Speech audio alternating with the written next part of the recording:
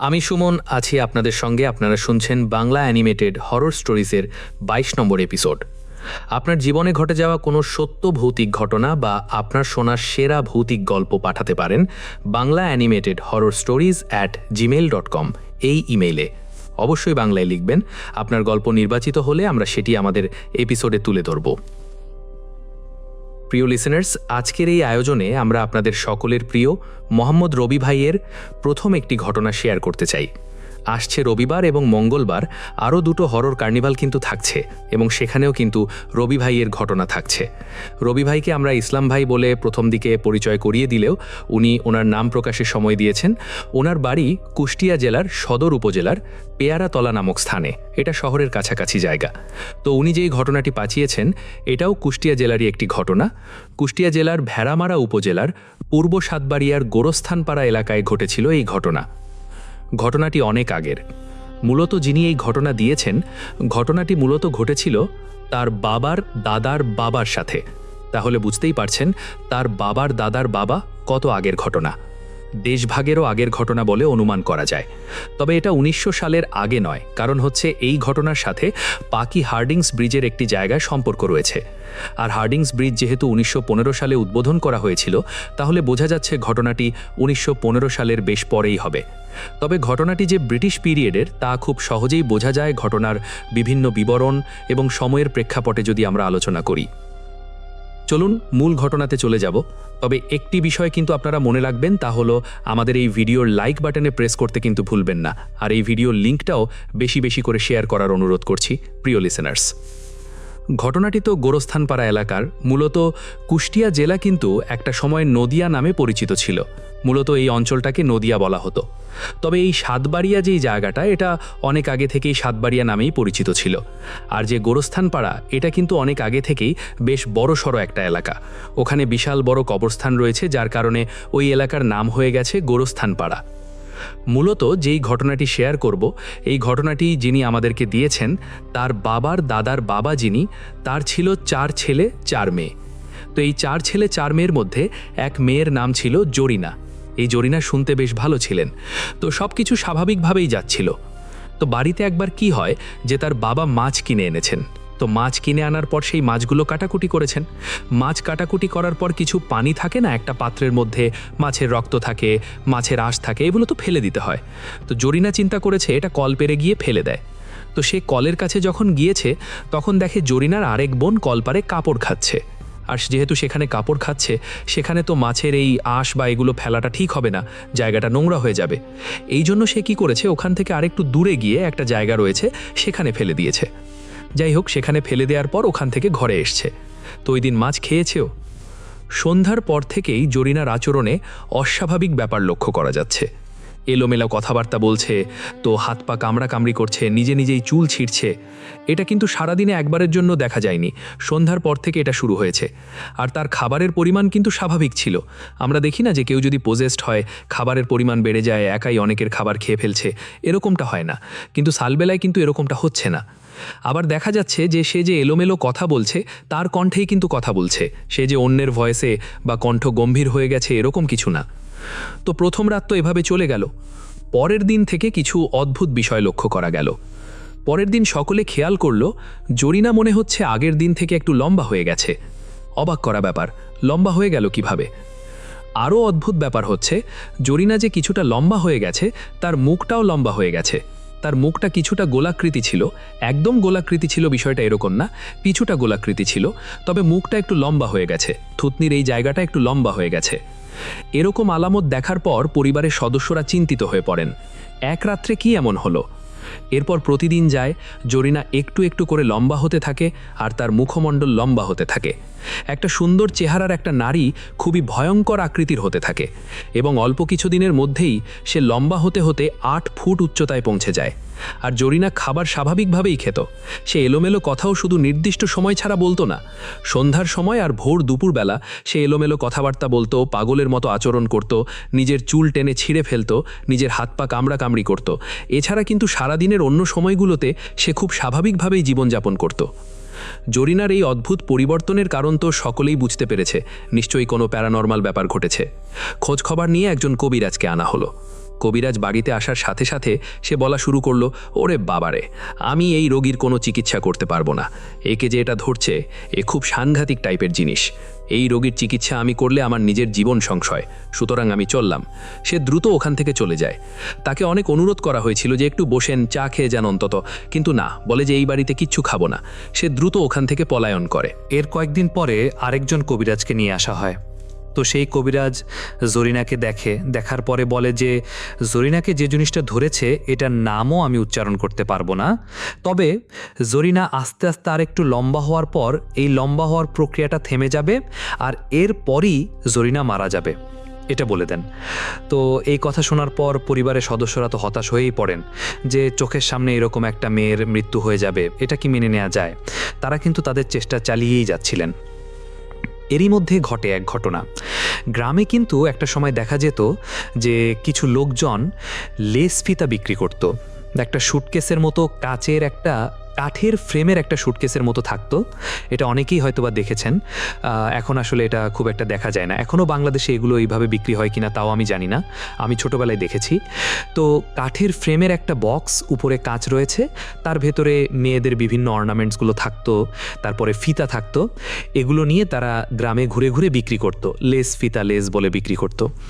তো এইরকম লেস ফিতা বিক্রি করার জন্য একজন লোক ওই গ্রামে আসে। তো লোকটা ছিপছিপে বলনের ছিল, শ্যামলা টাইপের, মুখে হালকা দাড়ি ছিল। তো সে এই জরিনাদের বাড়িতে আসে। বাড়িতে আসার পর বলে যে লেস ফিতা লাগবে কিনা। তো এর মধ্যে জরিনা ঘটপিকে বেরিয়ে আসে। তো ওই জরিনাকে দেখার সাথে সাথে ওই লোকটি একভাবে তাকিয়ে থাকে এবং জরিনার বাবা ওই সময় বাড়িতেই ছিলেন। জরিনার বাবাকে জিজ্ঞেস করে যে এই মেয়েটার সমস্যা সেই রকম লম্বা হয়ে গেছে কেন, আর ওর আচার আচরণ বা চেহারা তো অস্বাভাবিক বলে মনে হচ্ছে। তখন ওই মেয়ের বাবা, যিনি জরিনার বাবা, উনি এই পুরো ব্যাপারটা ওই লেসফিতা যিনি বিক্রি করতে আসছেন তার কাছে খুলে বলেন। তো খুলে বলার পরে যখন এটাও বলেন যে অনেকেই তো আসছে কিন্তু কেউ এর চিকিৎসাই শুরু করে নাই, ভয়ে চলে গেছেন। তো লেসফিতা বিক্রিকারক বলছেন যে আরে এমন সমস্যা কি, আমি এটা ঠিক করে দিচ্ছি, কোনো সমস্যা নেই। এখন ওনার মুখে এই কথা শোনার সাথে সাথে পরিবারের সদস্য অবাক হয়ে যান যে কতগুলো কবিরাজকে নিয়ে আসলাম, ঝাড়ফুঁক তো দূরের কথা, বাড়িতে আসার সাথে সাথেই পালিয়ে গেল, আর ইনি বলতেছেন এর সমস্যা তেমন কিছু না, উনি এটা সারিয়ে দেবেন। তো ভালো, যদি সারাতে পারে ভালো। তখন ওই লোকটা বলেন যে আমাকে 3টা কুচ ফল দেন। কোথাও এটা কুচফল, কুচো ফল এগুলো বলে আর কি। তো 3টা কুচফল দেন, আর একটা কাঁসার বাটি দেন, একটা কাঁসার চামচ দেন। তো আরেকটা ব্যাপার, সেটা হলো ওই লোকটা যে লেসফিতা বিক্রি করতো তার হাতে একটা ডুগডুগি ছিল। আমরা অনেক সময় আইসক্রিম বিক্রেতার হাতে ডুগডুগিগুলো দেখতাম। এখনও যারা বানর খেলা দেখায় বা এই টাইপের সাপ খেলা বা এরকম কিছু দেখায় তাদের সাথে ডুগডুগি থাকে। তো উনি ডুগডুগি বাজাতেন। তো অল্প সময়ের মধ্যেই এই কুচফল, যেটাই বলি না কেন আমরা, 3টা কুচফল এনে দেয়া হয়। এরপর 2টো বৃত্ত আঁকা হয়। একটা বৃত্তের মধ্যে জরিনাকে বসানো হয়। জরিনার আচার আচরণ তখন কিন্তু স্বাভাবিক ছিল, আর ওই সময় কিন্তু দিনের বেলা 11:30 বাজে বা 12টা বাজে এরকম আর কি সময়। আর আরেকটা বৃত্তের মধ্যে ওই লেস ফিতা বিক্রেতা বসেন। বসার পর এই 3টা কুচফল কাঁসার বাটির নিচে রাখা হয়।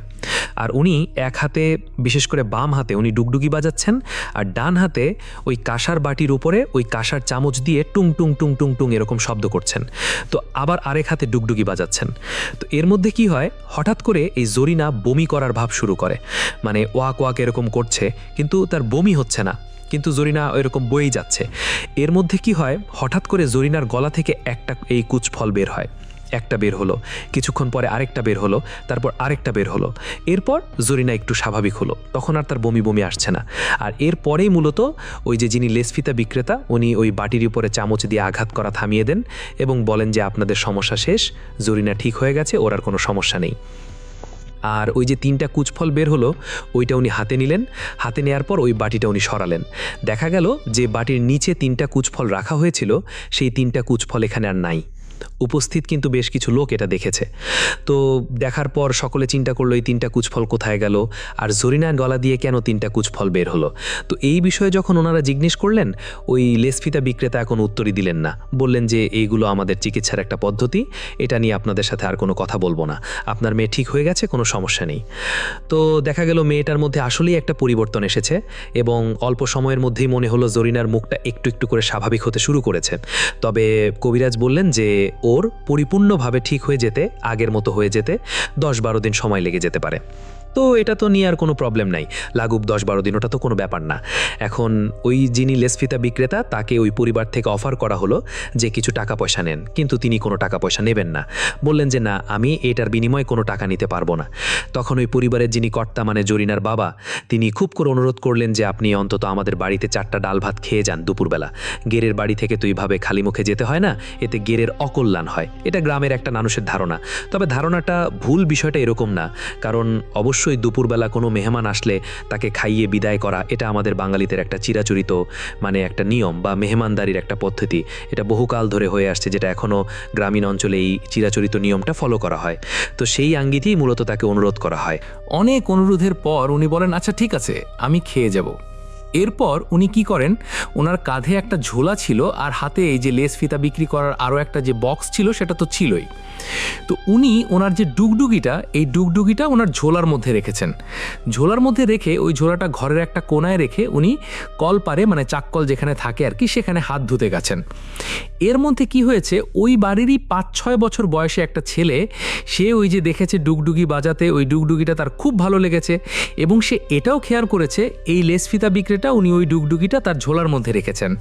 ওই ছেলেটা কি করেছে, যখন দেখেছে যে ওই লেসফিতা বিক্রেতা কলপারে হাত মুখ ধুচ্ছেন, তখন এই ছেলেটা ওই ঝোলার ভেতর থেকে ডুগডুগিটা নিয়ে সে একটা ঘরে ঢুকে বাজাতে গিয়েছে।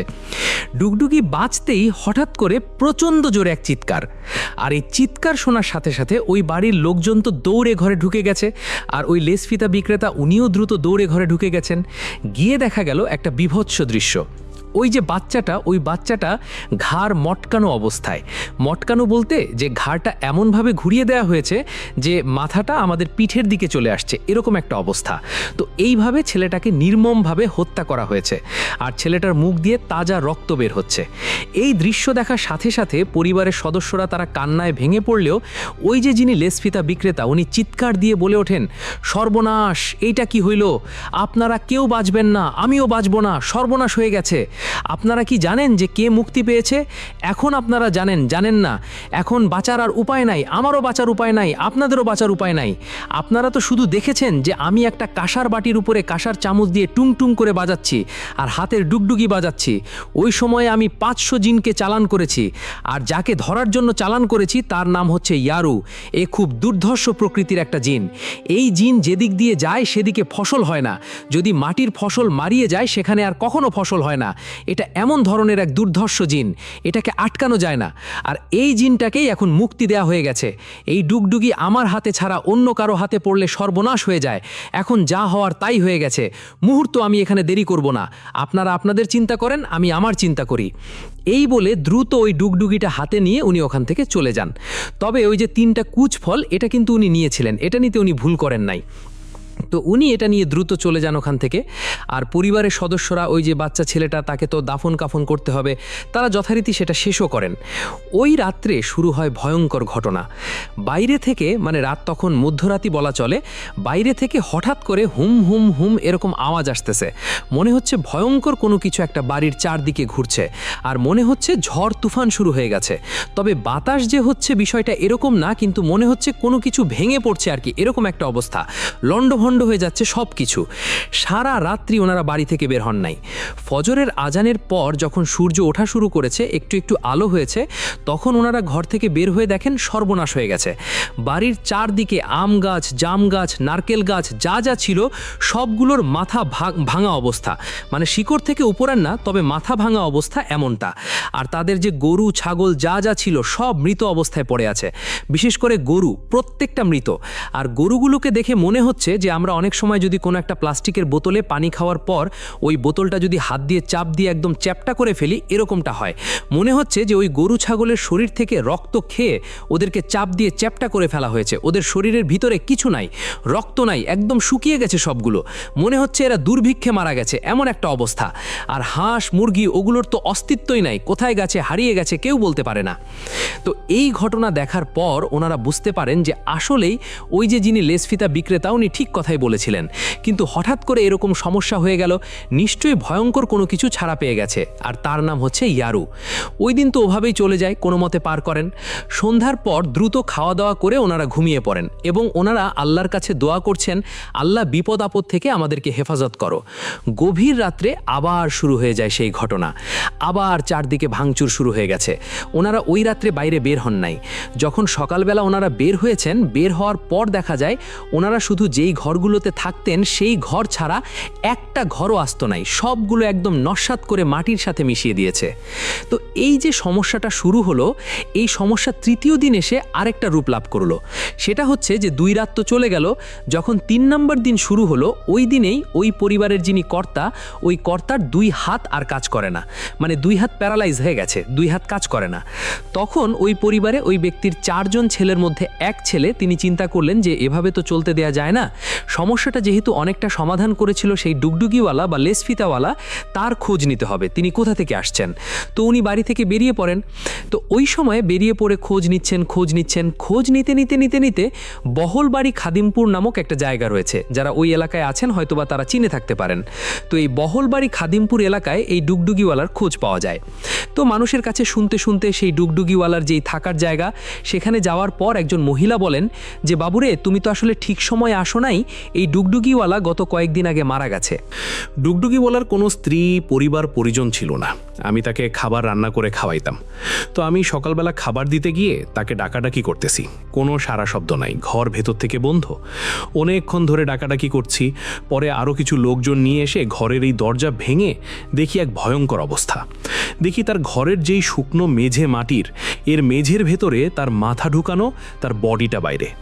মনে হচ্ছে যে কোনো কিছু তাকে এই মাটির মধ্যে মাথাটা চাপ দিয়ে ঢুকিয়ে দিয়েছিল, আর এতেই সে মারা গেছে। তার ঘরের জিনিসপত্র ওই রকমই আছে। আমরা বাবু এগুলো কিছু ধরি নাই, কারণ হচ্ছে এই লোকটা কালো জাদু করতো এবং অনেক মানুষের অনেক ক্ষতি করেছে। আমি একটু ভয়টাই পাইতাম এই লোকটাকে, তবে আমার কোনো ক্ষতি করেনি। উপকার বলতে আমি তাকে খাওয়াইতাম, এর জন্য সে টাকা দিত, আমার এতটুকু উপকার হতো, আর টাকা পয়সা কখনো সে বাকি রাখতো না। তবে এর বাড়ি কোথায় তা আমি ঠিক ভালো করে বলতে পারি না, অনেক দিন ধরে এদিকে আছে। তো এই বহুলবাড়ি খাদিমপুরে এই ডুগডুগিওয়ালা বা লেস ফিতাওয়ালার বাড়িতে যখন এই লোকটি এসে এই ধরনের কথা শোনার পর উনি খুব অবাক হন যে ইনি কালো জাদু করেন, উনি মানুষের ক্ষতি করেন, তাহলে আমাদের কেন উপকার করলো? এই বিষয়টা না তার মাথায় ধরে না। তো যাই হোক, উনি যখন ওই ডুগডুগির বাড়িতে চলেই আসছেন, তো আসার পর ঘরের একটা জায়গায় ওই যে একটা ডুগডুগি ছিল না, ওই ডুগডুগিটা পড়ে থাকতে দেখেন। তো ওইটা পড়ে থাকতে দেখার পর উনি ওই ডুগডুগিটা হাতে নেন। হাতে নেওয়ার পর একটা অদ্ভুত জিনিস দেখতে পান ওই ডুগডুগির সাথে অদ্ভুত কিছু জিনিস বাঁধা রয়েছে, যেমন ছোট ছোট পাথরের মতো কিছু একটা, তারপরে ছোট ছোট তাবিজের মতো কিছু একটা, এরকম বেশ কিছু জিনিস বাঁধা রয়েছে। আরও একটা জিনিস দেখতে পান, এখানে 3টা কুচ ফল বাঁধা রয়েছে। তো 3টা কুচ ফল উনি চিন্তা করেন যে এই 3টা কুচ ফল সম্ভবত আমাদের বাড়ি থেকে তিনি নিয়ে আসছেন, যেটা আমার বোনের গলা দিয়ে বের হয়েছিল। আবার যেই 3টা কুচ ফল কাঁসার বাটির নিচে রাখা হয়েছিল, হয়তোবা এটাই সেই 3টা কুচ ফল। তো উনি কি মনে করে এই 3টা কুচ ফল ওই ডুগডুগি থেকে খুলে হাতে করে বাড়িতে নিয়ে আসে। তো উনি তো বাড়িতে চলে আসেন। বাড়িতে আসার পরে এই ব্যাপারটা পরিবারকে খুলে বলেন। এদিকে তার বাবা তো 2 হাত প্যারালাইজড হয়ে আছে এবং অসুস্থ হয়ে পড়েছেন। তবে কেউ মেলাতে পারছেন না যে এই খারাপ লোকটা কেন তাদেরকে আগ বাড়িয়ে উপকার করতে গেল। এইটা তো কোনো হিসাবেই আসে না, কারণ তার তো এইটা করার কথা না। সে এটাও শুনে আসছে সে মানুষের এই ব্ল্যাক ম্যাজিক করে ক্ষতি করার বিনিময়ে মোটা অঙ্কের টাকাও নিত, অথচ সে এখানে এসে এমন ভাবটা দেখিয়েছে যে সে মানুষের উপকার করার জন্যই এইভাবে হয়তো বা ঘুরে বেড়ায়, বা সে এখানে এই জরিনার বিশাল একটা উপকার করেছে। এই বিষয়টা তারা কোনোভাবেই মেলাতে পারে না। এরই মধ্যে যখন রাত নেমে আসে, ওই রাতে আবারও তাণ্ডব শুরু হয় যথারীতি। এই রাত্রে ওনারা বাইরে বের হন নাই, কিন্তু সকালবেলা ওই বাড়ির যিনি কর্তা, মানে আমাদেরকে যিনি ঘটনা দিয়েছেন রবি ভাই, আর রবি ভাইকে যিনি দিয়েছেন তার বাবার দাদার বাবা, উনি মারা গিয়েছিলেন। আর পরদিন সকালবেলা থেকেই তার স্ত্রী, তার আবার 1 হাত প্যারালাইজড হয়ে যায়। যেহেতু তার 1 হাত প্যারালাইজড হয়ে গেছে, তার মানে হচ্ছে তারও আরেক হাত প্যারালাইজড হয়ে যাবে বা শরীর প্যারালাইজড হয়ে মারা যাবেন। এভাবে পরিবারের সকলে মারা যাবেন। এখন এইভাবে বসে থাকা যায় না। পরিবারের একজন সদস্য মারা গিয়েছে, পরিবারের কর্তা মারা গিয়েছে, তাকে দ্রুত দাফন কাফন করে এখন সবচেয়ে বড় দায়িত্ব হয়ে পড়ে যে এই সমস্যা থেকে কিভাবে আল্লাহর অশেষ রহমতে রক্ষা পাওয়া যায়। এখন কিভাবে কি করবেন কিছুই তো মাথায় ধরে না, কারণ কার কাছে যাবেন, কি করবেন। লোক মুখে জিজ্ঞেস করলেন যে কার কাছে যাই, কি করি, তখন কয়েকজন লোক পরামর্শ দিল যে তুমি কুষ্টিয়ার গোলাপনগরের কাছে এক হুজুর আছে, তার কাছে যাও। তো হুজুরের নামটা বলতে পারেন, অনেক আগের তো নাম বলা সম্ভব হয়নি আর কি, বা জানা ওইভাবে সম্ভব হয়নি। তো উনি তখন কি করেন, কুষ্টিয়ার গোলাপনগরের কাছে একজন হুজুর আছে, তার সাথে গিয়ে দেখা করেন। তার সাথে গিয়ে দেখা করার পর বলেন যে এই ব্যাপার, এই ধরনের ঘটনা ঘটেছে, আর ইয়ারু নাম একজনের কথা বলেছে যে খুব দুর্ধর্ষ টাইপের একটা জিন। ইয়ারুর কথা শোনার সাথে সাথে সেই হুজুর নড়ে চড়ে বসে, বলে যে ইয়ারু, তুমি কি জানো যে এই ইয়ারুকে আমি একবার বন্দি করেছিলাম, ও আবার মুক্তি পেয়ে গেছে। কিন্তু কিভাবে মুক্তি পেল? ও আবার ছাড়া পেয়ে গেছে, তাহলে তো ভয়ঙ্কর তাণ্ডব চালাবে এখন। তখন ওই হুজুর বলতে থাকেন তাকে যে কিভাবে উনি ইয়ারুকে বন্দি করেছিলেন, বা ইয়ারু আসলে কে, আর ইয়ারুর সাথে তার কথা হয়েছিল কিভাবে, সেই বিষয়টা উনি বলেন। আমাদের এই ঘটনার মধ্যে এটাও একটা ঘটনা, কারণ এটা না বললে আসলে ইয়ারু ঘটনাটা অসমাপ্ত থেকে যাবে। তো হুজুর উনি বলতে থাকেন যে উনি যে গ্রামে থাকেন এই গোলাপনগর, এই গোলাপনগরে বেশ কিছু বছর আগে একটা সমস্যা দেখা দেয়। সেটা হলো যে ওই গোলাপনগরের একজন মাঝি বলতে আসলে মাঝিও বলা ঠিক হবে না, উনি মূলত একজন মাছ বিক্রেতা, জেলে। তো তার নাম হচ্ছে মোজাম্মেল। তো এই মোজাম্মেল একদিন মাছ ধরতে গিয়ে আর বাড়িতে ফেরত আসে নাই, গায়েব হয়ে যায়, তার ডেড বডি মূলত। মোজাম্মেল তখন এই পাকশি হার্ডিন্স ব্রিজের আশেপাশে উনি একটা নৌকা নিয়ে মাছ ধরতেন, আর মাছ ধরায় তার যথেষ্ট পারদর্শিতা ছিল। অনেকেই তার কাছ থেকে মাছ কিনতো, এমনকি আগে থেকে বায়নাও দিয়ে রাখতো যে মাছ পেলে তাকে আগে দেয়। তো এতটা জনপ্রিয়তা ছিল মোজাম্মেলের, আর মাছ আল্লাহর রহমতে সে ভালোই পেত, যার কারণে এই জনপ্রিয়তাটা সৃষ্টি হয়েছিল। তো এই মোজাম্মেল হঠাৎ করে হারিয়েছে, তাকে তো আর পাওয়া যায় না। এর একদিন পর হঠাৎ করে একটা 12-13 বছর বয়সী মেয়ে গোসল করতে গিয়ে নদীতে হারিয়ে যায়, তারও ডেড বডি পাওয়া যায় না।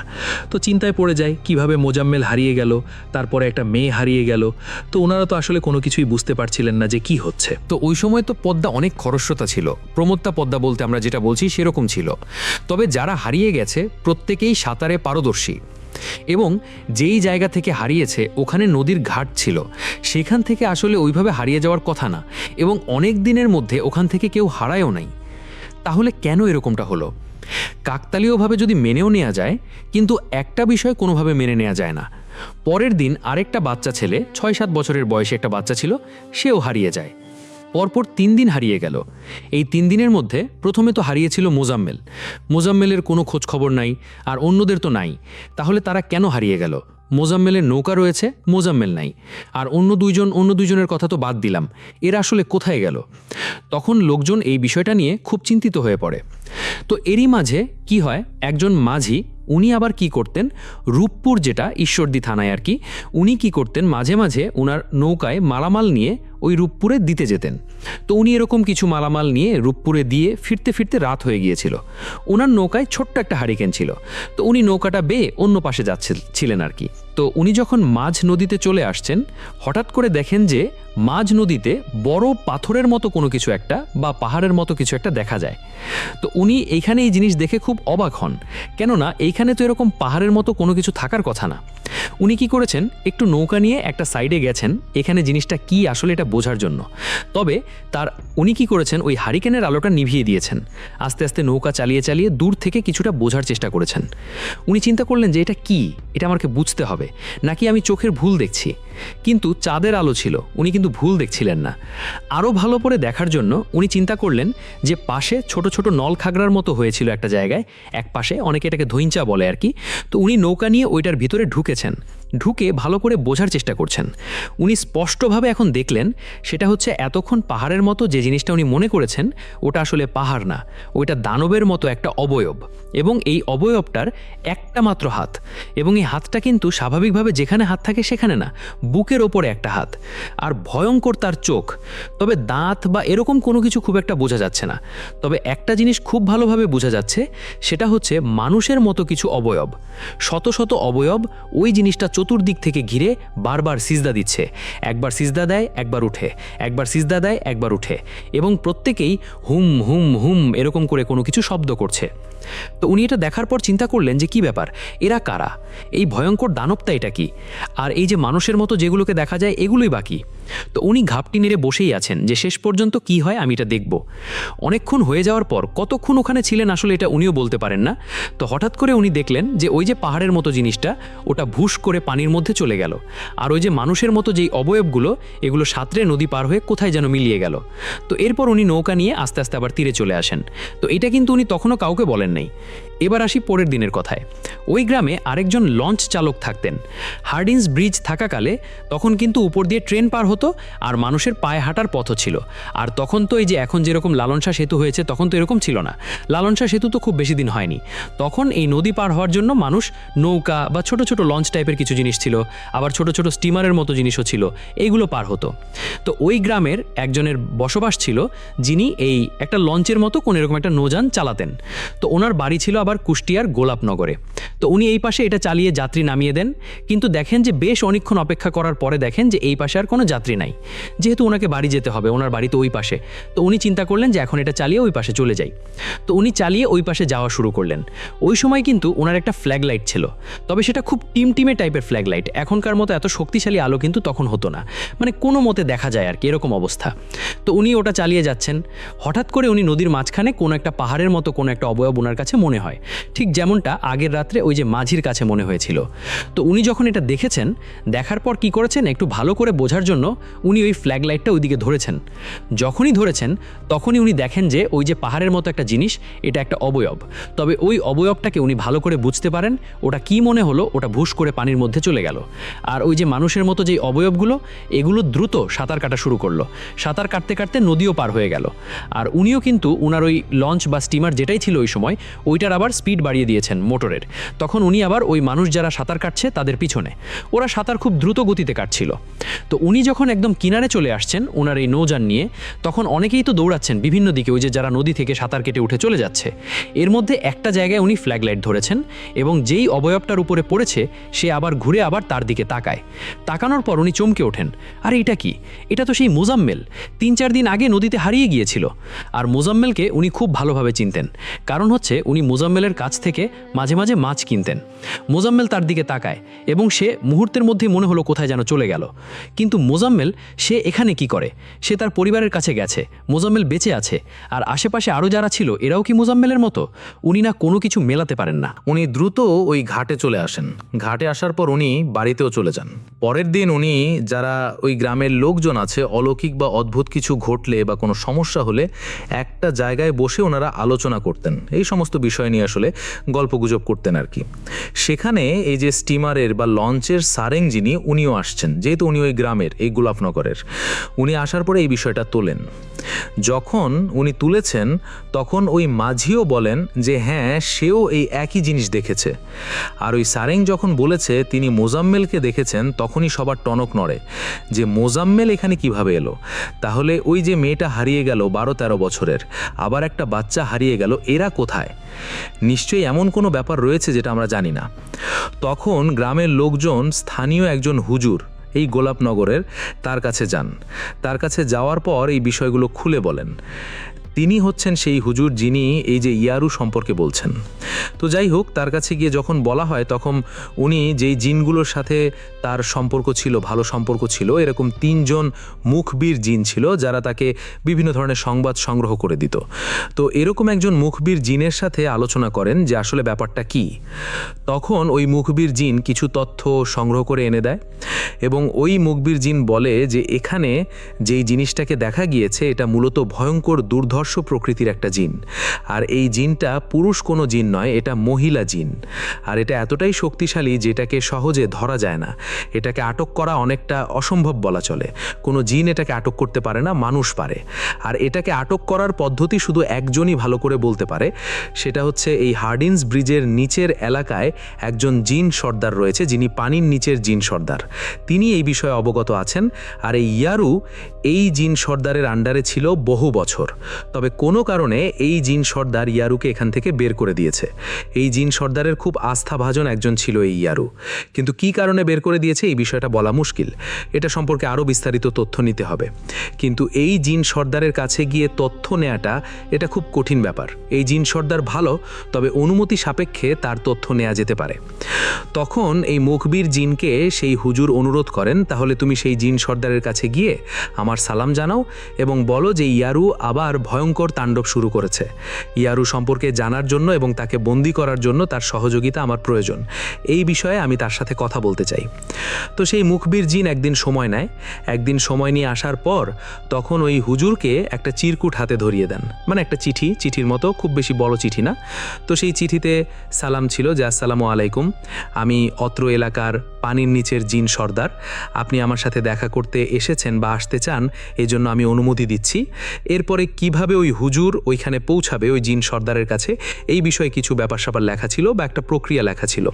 তো সেই প্রক্রিয়া অনুসরণ করেছেন, আর অনেক বিস্তারিত প্রক্রিয়া ছিল। এই বিষয়গুলো আসলে ওভাবে জানা যায় না, তবে হ্যাঁ, যতটুকু জানা যায় ততটুকু শুধু উপস্থাপন করা পসিবল। তো নির্দিষ্ট সময়ে সেই মুখবির জিনকে সাথে নিয়ে উনি নদীর একটা নির্দিষ্ট জায়গায় যান, মানে তীরের একটা জায়গায় যান। যাওয়ার পর ওই চিরকুটে কোরআনের কয়েকটা আয়াত লেখা ছিল, সেই আয়াতগুলো উনি পড়া শুরু করেন। এরপরে ওই জায়গাটাতে একটা ভয়ঙ্কর পাক সৃষ্টি হয় এবং ওখান থেকে একটা সিঁড়ির মতো বের হয়ে আসে। তখন ওই মুখবির জিন এবং হুজুর ওই সিঁড়ি দিয়ে নিচে চলে যান। নিচে চলে যাওয়ার পরপরই দেখেন সেখানে বিশাল একটা প্রাসাদের মতো, আর ওখানে যাওয়ার পর ছোট্ট 5-6 বছর বয়সী একটা নুরানি চেহারার বাচ্চা বেরিয়ে আসে। বাচ্চা বেরিয়ে এসে ওই হুজুরের ডান হাতের কনিষ্ঠ আঙ্গুলি, আমরা কেনি আঙ্গুলি বলি সময়তো, এই কনিষ্ঠ আঙ্গুলি বা কেনি আঙ্গুলি এটা এক হাত দিয়ে চেপে ধরে। সব বাচ্চারাই আমাদের এক আঙ্গুল ধরে না, বিশেষ করে এই কনিষ্ঠ আঙ্গুলি ধরে। তো ওরকম ধরার পরে হুজুরের কাছে মনে হয় একটা মানুষের হাত এত গরম হয়, আসলে ওরা তো মানুষ ছিল না এটা ওরা জানতেন, কিন্তু কারো হাত এত গরম হয় মনে হচ্ছে তার আঙ্গুল পুড়ে যাবে, কিন্তু উনি হাতটা সরিয়েও নিতে পারছিলেন না, সাথে তার মুখবির ছিল। তো ওই বাচ্চাটা তাকে হাত ধরে টানতে টানতে একটা জায়গায় নিয়ে যায়। গিয়ে দেখা যায় সিংহাসনের উপরে একজন ব্যক্তি বসে আছেন, খুব সুন্দর চেহারা, জুব্বা পরা, লম্বা দাড়ি, তারও নুরানি চেহারা আর কি। তো তার কাছে গিয়ে উনি খুব বিনয়ের সাথে সালাম দেন, উনিও খুব সুন্দরভাবে সালাম গ্রহণ করেন এবং তাকে বসতে বলেন। তো বসার পর তখন এই হুজুর বলেন যে ইয়ারু সে এই এলাকায় তাণ্ডব চালাচ্ছে, এরকম 3 জন ব্যক্তিকে অলরেডি নিয়ে গেছে, আর এরকম ঘটনা ঘটছে যে এখানে এরকম কিছু মানুষের মতো অবয়ব যারা এরকম তাকে সিজদা দিচ্ছে, আবার সাঁতার কেটে উঠে চলে যাচ্ছে মানুষ দেখলে। এর মধ্যে মোজাম্মেল নামে একজন আছে, অথচ মোজাম্মেল হারিয়ে গেছে, এরকম বিস্তারিত সব কিছু বলেন। এ কথা শোনার পর ওই যিনি জিনের সর্দার উনি একটা দীর্ঘশ্বাস ফেলেন এবং বলেন যে আমার বয়স প্রায় 1500 বছর, কিন্তু ইয়ারুর বয়স 2000 বছরেরও বেশি। এই ইয়ারু খুবই শক্তিশালী প্রকৃতির একটা জিন, ওর গোত্র থেকে বিতাড়িত হওয়ার পর আমার সাথে ওর দেখা হয়। ইয়ারু আমার মতোই পানির জিন। মনে রাখবা, ইয়ারু কিন্তু কখনো কোনো ব্যক্তির উপর আসর করে না, ইয়ারুকে কখনো হাজিরও করা যায় না, ইয়ারু কোনো ব্যক্তির উপর আক্রমণ করে তাকে হত্যাও করে না। ইয়ারু যাদেরকে নিয়ে গেছে তারা সবাই জীবিত আছে। ইয়ারু পুরো একটা অঞ্চলের উপর আক্রমণ করে, আর অঞ্চলের উপর আক্রমণ করে কাউকে মেরে ফেলে না, কিন্তু ওই লোকগুলো হারিয়ে যায়, আর এই হারিয়ে যাওয়া লোকগুলোকে নিয়েই ও একটা বিশেষ সেনাবাহিনী তৈরি করছে, এবং এই সেনাবাহিনীর মোকাবেলা করা জিনদের জন্য খুব কঠিন হয়ে যাবে। তবে এই লোকগুলোকে আর ফেরত পাওয়া যাবে না কখনো। তবে ইয়ারুকে আটকানোর পদ্ধতি আমি বলতে পারবো, তবে মনে রাখবা ইয়ারুকে কোনো মানুষ আটকাতে পারে, জিন না। আর ওকে কিন্তু একবার আটকানোর পর যদি ছুটে যায় তাহলে ওকে আটকানো খুব মুশকিল, এটা মনে রাখবা। এরপর ইয়ারোকে আটকানোর কিছু পদ্ধতি ওই জিন সর্দার শিখিয়ে দেন। শেখানোর পর ঠিক একই রকমভাবে সেখান থেকে বিদায় নেয়ার জন্য বের হয়ে যাবেন। তখন ওই জিন সর্দার বলে দেয়, মনে রাখবা আমি কারো সাথে দেখা দেই না, তোমার সাথে আমার আর দেখা হবে না, আমার সাথে দেখা করার চেষ্টা করবা না, যাও এখন সসম্মানে তুমি চলে যাও। এখন ওই হুজুর এখন যাব কিভাবে বলে তোমরা দুজনই চোখ বন্ধ করেছো, তার সাথে মুখবির ছিল। যখন মনে হবে এখন চোখ খুলবা দেখবা তোমরা উপরে চলে গেছো। সত্যিই তাই, তারা চোখ বন্ধ করেন, কিছুক্ষণ পর চোখ খুলেন, দেখেন তারা উপরে চলে আসছেন, মানে নদীর একদম পাড়ে দাঁড়িয়ে আছেন। তারা তো ওখান থেকে চলে আসার পর শুরু হয়ে যায় সেই হুজুরের কাজ, ইয়ারুকে বন্দী করতে হবে। কিন্তু ইয়ারুকে বন্দী করা এটা কিন্তু খুব দ্রুত একটি ব্যাপার ছিল, কিন্তু হুজুর যে প্রক্রিয়া শিখিয়ে দিয়েছিলেন সেই প্রক্রিয়া অবলম্বন করতে হবে। হুজুর ওই গ্রামে ফেরত এসে সব কথা খুলে বলেন যে এই ঘটনা, আমার 3 জন শক্ত সমর্থক টকবগে সাহসী তরুণ চাই। তো হুজুর এই 3 জন তরুণকে পেয়েও যান। ওখানে অনেক মানুষের উপস্থিতি ছিল যদিও বা, তবে হুজুর নিষেধ করেছিলেন যে এখানে আপনারা চাইলে আসতে পারেন, তবে না আসাটাই ভালো, যে কারো ক্ষতি হয়ে যেতে পারে। মূলত রাতের বেলা এই কাজটি করতে হবে। তো গভীর রাতের বেলা বেশ কিছু লোক, বিশেষ করে 3জন লোক তো তার সাথেই ছিল। একটি গণ্ডির মধ্যে ওই হুজুর সহ 3জন বসেন। বসার পর হুজুর ওই জিন সর্দারের শিখিয়ে দেওয়া পদ্ধতি অনুযায়ী রুকিয়া শুরু করেন। আর সবচেয়ে অদ্ভুত ব্যাপার হচ্ছে এই যে 3জন সাহসী পুরুষ ওই গণ্ডির মধ্যে বসে আছে, তাদের প্রত্যেকের হাতে একটা চিরকুট ছিল, দোয়া লেখা ছিল। সেই দোয়াগুলো পড়তে বলা হয়েছিল, আর সেই সাথে তাদের হাতে একটি করে কুচ ফল ছিল। তো তারা তো বসে আছে, তো হুজুর তো তার ওই পদ্ধতি অনুযায়ী শুরু করে দিয়েছেন রুকিয়া। অল্প সময়ের মধ্যে নদীতে ভয়ঙ্কর পাক সৃষ্টি হয়, আর ওই পাকের ভেতর থেকে একটা ভয়ঙ্কর অবয়ব বের হয়ে আসে। এই অবয়বটাকে সর্বপ্রথম এই হুজুরই খুব ভালোভাবে দেখেছে। ওই পাকের মধ্যে থেকে তার অর্ধেক শরীর বের হয়ে আসে। এই অর্ধেক শরীরও মনে হচ্ছে আকাশ ছুঁয়ে ফেলবে এমন একটা অবস্থা। এর চুলগুলো অনেক লম্বা লম্বা, তবে মহিলা না পুরুষ এরকম বোঝা যায় না, মানে এমন চেহারা। আর চোখ তো খুব লাল টকটকে। আর তার দুটো দাঁত হচ্ছে দাঁত লম্বা দাঁত কিন্তু বাঁকানো, মানে মুখ থেকে বের হয়ে সে একটা ডান দিকে বেঁকে গেছে আর একটা বাম দিকে বেঁকে গেছে, আর দাঁত দুটা খুবই সুচালো। এই জিনিসটা তার স্বাভাবিক কোনো হাত নাই, বুকের উপর একটা ভয়ঙ্কর হাত রয়েছে। এই জিনিসটা ওখান থেকে বের হয়ে উঠেই ওই হুজুরকে বলে, এই কিরে হুজুর, তুই আমার কাছে কি চাস? আমার কাছে বাধা সৃষ্টি করছিস কেন বল? তখন ওই হুজুর বলে, তুমি কেন এই গ্রামের 3জনকে নিয়ে গেছো? তুমি কি চাও সেটা বলো। তখন ওই ইয়ারু বলতে থাকে যে আমি অন্যান্য জিনের মতো সাধারণ কোনো জিন না, আমি জন্মগতভাবে শক্তিশালী একটা জিন, আর আমি পানির জিন, আমি সবচেয়ে শক্তিশালী।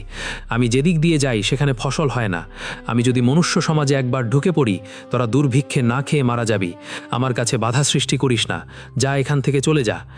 তখন হুজুরের সাথে তার অনেক বাকবিতণ্ডা হয়। ইয়ারু নিজে থেকেই বলতে থাকে তার জন্মস্থান হচ্ছে ইরাকে। ইরাকের কোনো একটা প্রদেশের নাম বলেছিল, যেটা পরবর্তী তারেকা জানা যায় নাই। আসলে তার জন্মস্থান ইরাকে, ইরাকেই তার বেড়ে ওঠা। ইরাকে কোনো একটা নদী তার বসবাস ছিল, কোন নদী সেটাও বলেছিল, কিন্তু এটা আর জানা যায় নাই। তো যাই হোক, সেখানে তার অত্যন্ত শক্তিশালী ক্ষমতা ছিল। আর জন্মগতভাবেই এই ইয়ারু যেই বংশের জিন, তারা খুব শক্তিশালী হয় এবং তারা পানির জিন, এটা ইয়ারু বলে।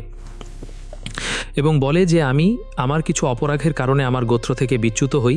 এরপর কোনো এক কবিরাজ আমাকে আটক করে, এবং সেই কবিরাজ ছিল পাকিস্তানের একজন কবিরাজ।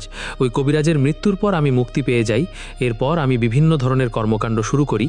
তারপরও বিভিন্ন জায়গা থেকে আমি সরে আসতে আসতে যখন এই নদীর এখানে আসি, তখন এই নদীর এখানকার যে জিন সর্দার, তার সাথে আমার সাক্ষাৎ হয়। আমার শক্তিমত্তা দেখে তার পছন্দ হয় এবং সে আমাকে তার কাছে রাখে। তবে আমি কালো জাদু করতে পছন্দ করতাম, যেটা এই জিন সর্দারের কড়াকড়িভাবে নিষেধ ছিল। আমি গোপনে কালো জাদু করতে গিয়ে তার হাতে ধরা পড়ে যাই এবং সে আমাকে এই গোত্র থেকে বিচ্যুত করে দেয়। এখন আমি 4 লক্ষ সেনাবাহিনী তৈরি করেছি, যার মধ্যে জিনও আছে, মানুষও আছে।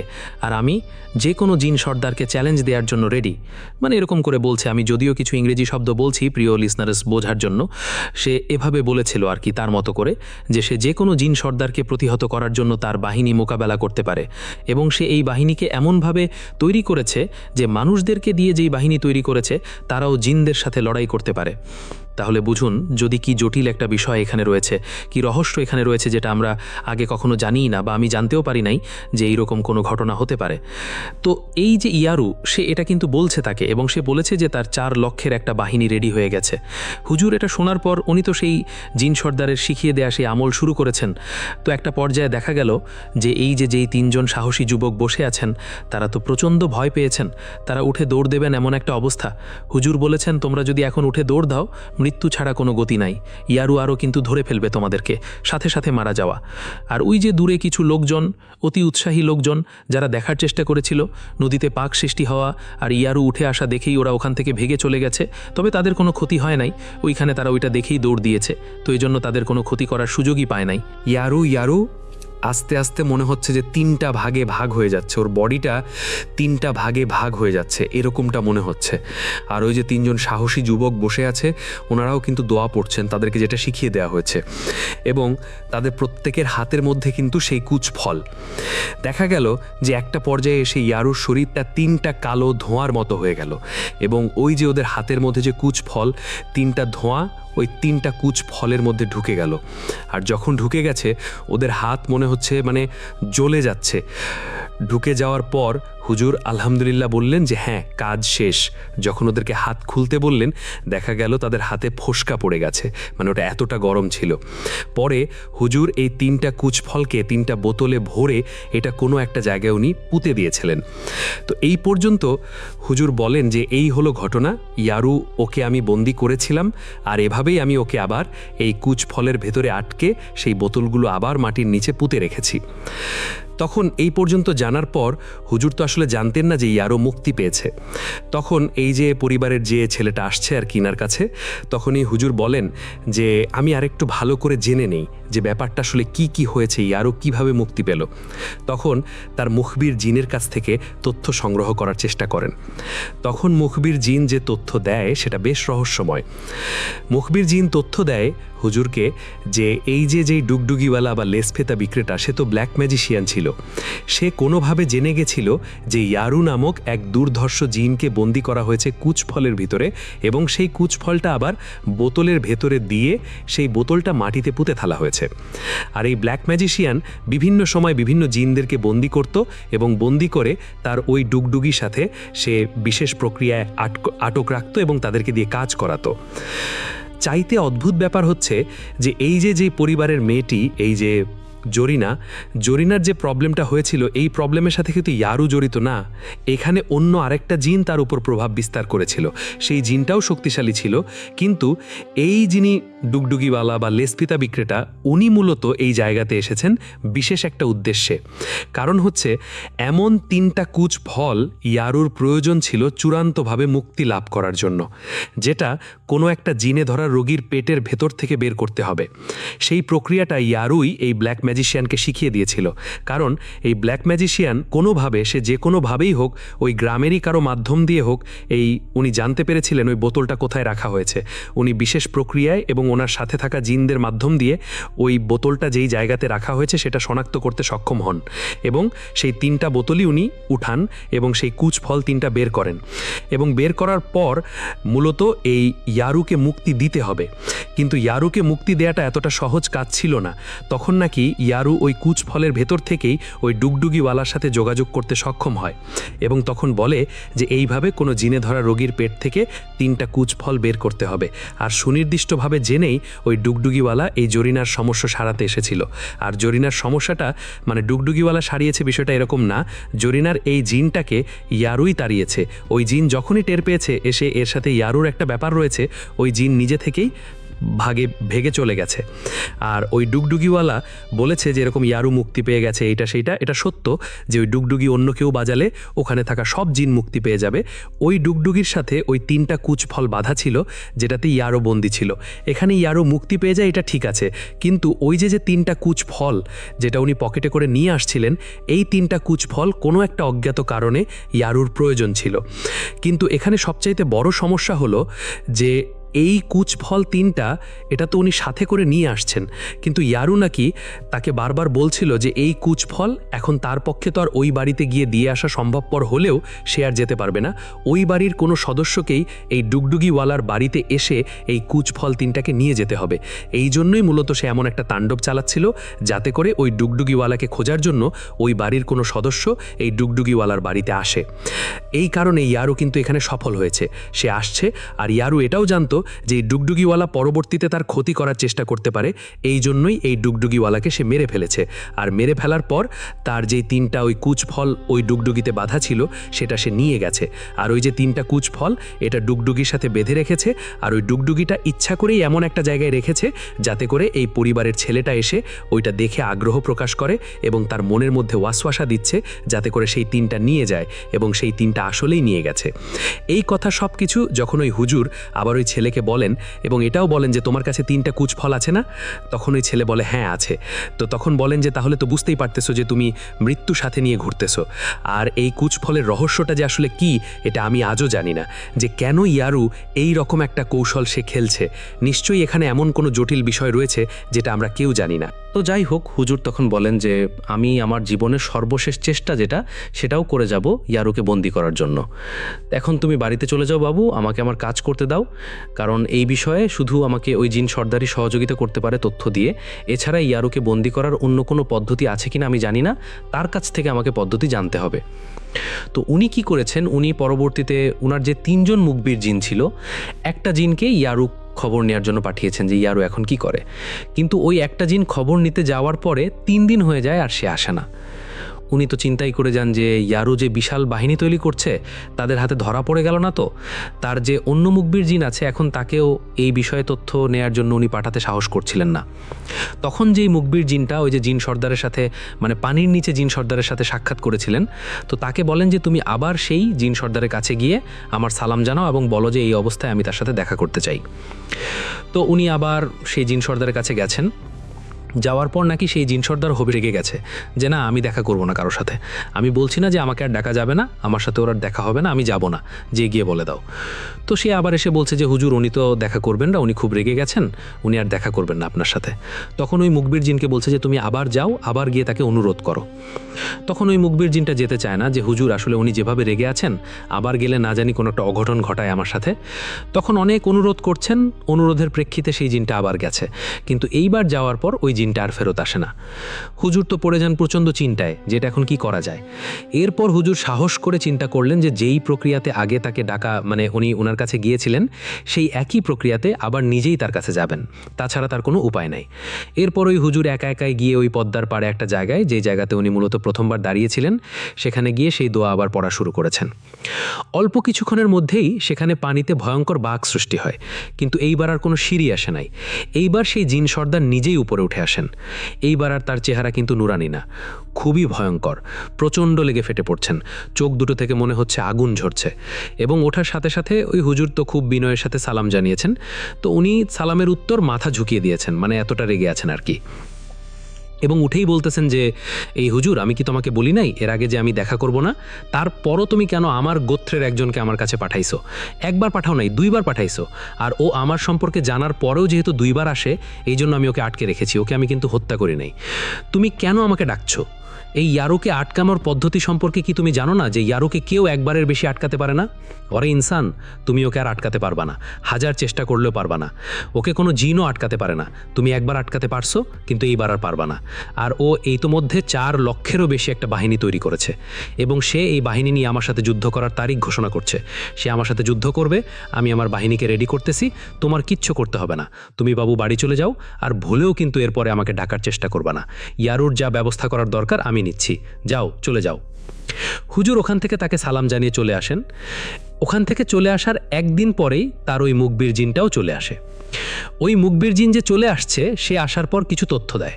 সেটা হলো সেই মুখবির জিন জানায় যে ইয়ারু তার বিশাল বাহিনী নিয়ে ওই ভালো জিন সর্দারের সাথে যুদ্ধে লিপ্ত হয়। তবে দুঃখজনক ব্যাপার হচ্ছে এই যুদ্ধে ওই জিন সর্দার শহীদ হন, কিন্তু ইয়ারু কিন্তু মারা যায় নাই। ওই জিন সর্দার শহীদ হলে ওই জিন সর্দারের যারা বাহিনী, যারা সৈনিক, তারাই ইয়ারুকে বন্দি করতে সক্ষম হয়। আর এই বন্দিটা এমনভাবে করা হয়েছে, সেটা খুবই রহস্যময় বন্দি। এটা খুব অল্প সংখ্যক জিনেরাই এই পদ্ধতি সম্পর্কে অবগত। ইয়ারুকে বন্দি করার পর তাকে ঘুম পাড়িয়ে দেয়া হয়েছে। ঘুমানোর পর তার আত্মাকে আটক রাখা হয়েছে এবং তার দেহকে পৃথিবীর কোনো একটা জায়গায় মাটির নিচে দাফন করে দেয়া হয়েছে, আর তার আত্মাকে গড়ে রাখা হয়েছে। কিন্তু তাকে হত্যা করা সম্ভব নয়, কোনো জিন তাকে হত্যা করতে পারবে না, আর তাকে বন্দি করেও রাখতে পারবে না। শুধু এই উচ্চতর এলেমের মাধ্যম দিয়েই এই সম্প্রদায়ের কয়েকটা জিন এই প্রক্রিয়ায় তাকে আটকে রেখেছে, আর তাদের সর্দার নিহত হয়েছে। এরপর তারা আরেকজন সর্দারকে তাদের সর্দার হিসেবে মনোনীত করেছে। এখন ইয়ারুও কখনো কখনো আবার হয়তোবা এই পৃথিবীতে ফেরত আসতে পারে, কিন্তু তার দেহ কোথায় আছে এটা শুধু ওই জিনেরাই জানে, আর কেউ জানে না। হতে পারে কোনো তান্ত্রিক কবিরাজ অথবা অন্য কোনো জিনেরা ইয়ারুকে ফেরত আনার জন্য চেষ্টা করতে পারে। এজন্য এই বিষয়টা খুবই গোপনীয়। এই বিষয়টা আমি শুনে আসছি, আর আমাকে মুক্তি দেয়া হয়েছে যেহেতু আমি মানুষের উপকারের জন্য এখানে আসছিলাম। এরপরে খোঁজ নিয়ে জানা যায় এই যেই পরিবারে এই ঘটনাটা ঘটেছিল, যেটা আমাদেরকে রবি ভাই যেটা আমাদেরকে পাঠিয়েছেন, যেই পরিবারের তথ্যটা, তো ওই যেই মহিলা, ভদ্রমহিলা যার এক হাত অবশ হয়ে গিয়েছিল, উনি সুস্থ হয়ে গিয়েছিলেন এবং ওই পরিবারে আর কোনো ঘটনা ঘটেনি। কে জানে, ইয়ারু আবার হয়তোবা ফেরত আসতে পারে, এভাবেই আবার মানুষের উপর আক্রমণ করতে পারে। তবে অদ্ভুত ব্যাপার হচ্ছে ইয়ারু মানুষের উপর আক্রমণ করে তাকে হত্যা করে না, তার বড় ধরনের কোনো ক্ষতিও করে না। এমনকি জরিনার উপর কিন্তু ইয়ারু আক্রমণ করে নাই, অন্য কোনো জিন করেছিল, বরং ইয়ারুর নাম শুনে সে জিন পালিয়েছে। এখানে এমন একটা রহস্যময় ব্যাপার কাজ করেছে যেটা এই ঘটনার মধ্যে আমরা পরিপূর্ণভাবে বলতে সক্ষম হই নাই। যেহেতু অনেক দিন আগের ঘটনা, এটা কোন প্রক্রিয়ায় কি করা হয়েছে, কেনই বা ইয়ারু ওই 3টা এই কুচ ফলের জন্য এরকম একটা কাজ করলো, এর মধ্যে এমন কোনো রহস্য রয়েছে যেটা আমরা জানি না। আর এই কুচ ফলের সাথে ইয়ারুর সম্পর্কটা কি, এটা আমরা জানি না। ইয়ারুর সেই আত্মা কোথায় রয়েছে, কোন অবস্থাতে রয়েছে, এটা আমরা কেউ বলতে পারি না। আর ইয়ারুর দেহটাও যে কোথাও রাখা হয়েছে কোন জায়গায় পৃথিবীর, এটাও আমরা জানি না। প্রিয় লিসেনার্স, কি মনে হয় ইয়ারু কি আবার ফেরত আসবে? ইয়ারু পানির ভেতরে থাকা খুব শক্তিশালী প্রজাতির একটা জিন। সে কিন্তু একজন মহিলা জিন, আর সে কিভাবে মানুষদেরকে এইভাবে কবজা করে তাদেরকে হত্যা না করেই তাকে তার অনুগতভাবে বানিয়ে, তার সেবাদাস বানিয়ে তার পক্ষে যুদ্ধ করার জন্য তাদেরকে তৈরি করছে। আপনারা কি আগে কখনো এইরকম কোনো ঘটনা এটা শুনেছেন? আমি কিন্তু ফার্স্ট টাইম এটা শুনলাম। আমার কাছে এই ঘটনাটা খুবই রহস্যময় লেগেছে। এমন রহস্যময় ঘটনা আসলে খুব কম পাওয়া যায়। অনেক সময় আমরা যে আত্মাবন্দী কালো জাদুর যে ব্যাপারটা এরকমটা শুনি, যেটা এর আগেও কিন্তু আমরা বলেছিলাম, যেটা আমাদের মেহেদি হাসান ভাই পাঠিয়েছিলেন আত্মাবন্দী এর ঘটনাটা, তো সেখানেও কিন্তু এই ব্যাপারটা ছিল। তার মানে বোঝা যাচ্ছে যে এভাবে কোনো মানুষ বা জিনকে বন্দি করে রাখা যায়। তবে ইয়ারুকে কোনো জিন কেন হত্যা করতে পারে না? শুধু তাকে বিশেষ প্রক্রিয়ায় বন্দি করে রাখতে পারে। সাধারণভাবে কিন্তু তাকে বন্দি করে রাখা সম্ভব নয়। একটা বিশেষ প্রক্রিয়ায় তাকে বন্দি করে রাখা হয়েছে। সে কি এখনও বন্দি আছে, নাকি সে মুক্ত হয়ে ঘুরে বেড়াচ্ছে, আমরা কেউ জানি না। আল্লাহ আমাদেরকে হেফাজত করুন এই ভয়ঙ্কর জিন থেকে। প্রিয় লিসেনার্স, আমরা আমাদের নিজেদের ভুলে কিন্তু অনেক বিপদ ডেকে আনি, যেটা জরিনা আপু ডেকে এনেছিলেন। তবে আল্লাহর রহমতে উনি ভালো হয়ে গিয়েছিলেন। আর এই ধরনের ঘটনা না ঘটলে আমরা ইয়ারু সম্পর্কে হয়তোবা জানতেই পারতাম না। আর সেই ধরনের মানুষদের প্রতি অগাধ শ্রদ্ধা রাখছি। নিজের জীবনকে বিপন্ন করে মানুষের কল্যাণে যারা কাজ করেছেন, সেই জিনদেরকেও আমরা শ্রদ্ধা সম্মান জানাচ্ছি, যারা মানুষের জন্য শহীদ হতে এক পাও পিছু পা হন না। অথচ অনেক জিন কিন্তু মানুষকে হত্যা করছে, আবার অনেক জিন মানুষকে বাঁচানোর জন্য শহীদ হচ্ছেন। সত্যি মহান আল্লাহ সুবহানুয়া তাআলার এই লীলা খেলা বোঝা অনেক কঠিন। প্রিয় লিসেনার্স, আজকের এপিসোড কেমন লাগলো তা কিন্তু কমেন্ট করে জানাতে ভুলবেন না। আর আবারও ধন্যবাদ জানাচ্ছি আমাদের মোহাম্মদ রবি ভাইকে এমন একটি ঘটনা আমাদেরকে দেওয়ার জন্য।